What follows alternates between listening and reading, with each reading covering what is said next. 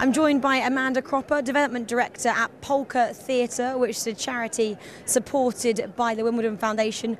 We're down here by Centre Court. We just actually saw Rafa Nadal walking past. Amanda will have tickets to see him in his semi-final a little bit later. But firstly, Amanda, just tell us a little bit about Polka Theatre and what you try and do.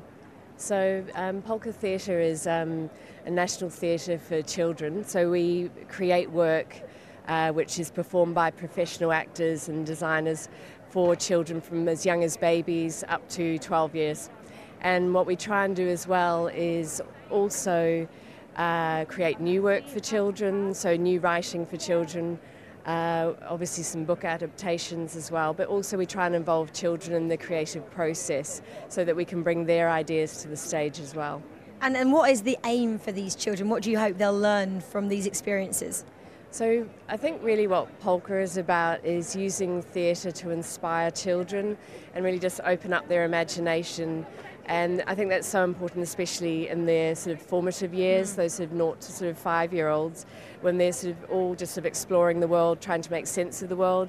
We don't shy away from introducing quite strong emotions or difficult subjects, like it might be something to do with, death, which all children experience, but doing it through the form of theatre, and children just get so much from that, and in fact it's usually the parents that get more distressed than the children do.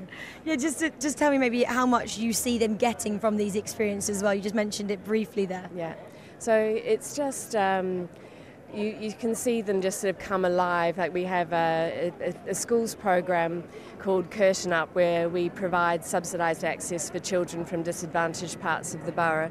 And those children, for a lot of them, it's their first experience of theatre, and we get amazing feedback from the teachers afterwards, where they just say, look, this is a child that hates reading. It brings them into stories and storytelling. It helps with their creative writing and their communication skills, and it gives them a whole new approach that they might not otherwise have. Awesome. And just tell us a little bit about how the Wimbledon Foundation works with polka. So the Wimbledon Foundation we've worked with probably for about 5 years now. And in particular, we want to try and make theatre as accessible as possible to children from all backgrounds and of all different abilities. And in particular, the Wimbledon Foundation has supported our programs for children that might have sight or hearing impairments, or children on the autistic spectrum. And most recently, we've had a project which has taken place within one of the special needs schools, and it was with sort of high-level children that were high-level on the autistic spectrum. And so with some of them, they have very little sort of, communication in certain areas, but might be very sort of able to work in a multi-sensory environment. So what we did is a pre-show workshop in the school, and then a post-show workshop as well. So even the children with multiple needs who couldn't actually attend the theatre could still experience something to do with the story afterwards, and that worked really well. And then they actually put on a production themselves based on what they had seen at Polka, so that they could all be involved, which was amazing. Oh, great. And just tell us about the development as well. You're obviously trying to expand at the moment too. Yeah. Well, we've got a very idiosyncratic building. I think anyone that's been to Polka will know it is sort of a bit like the TARDIS. It keeps on going, but it doesn't make much sense. So what we're hoping to do is our first redevelopment to try and make sense of the space.